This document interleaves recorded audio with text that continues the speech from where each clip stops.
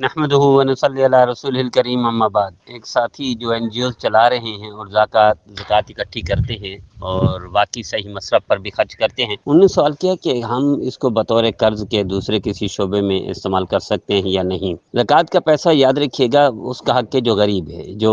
مسکین ہے، یتیم ہے یا بیوہ ہے، یعنی مستحق ہوں، ان پر خرچ کرنا چاہیے اور ان کی ملکیت میں دے دینا چاہیے۔ لیکن اگر یہ این جی اوز ہے آپ کی اور آپ اکٹھے کرتے ہیں،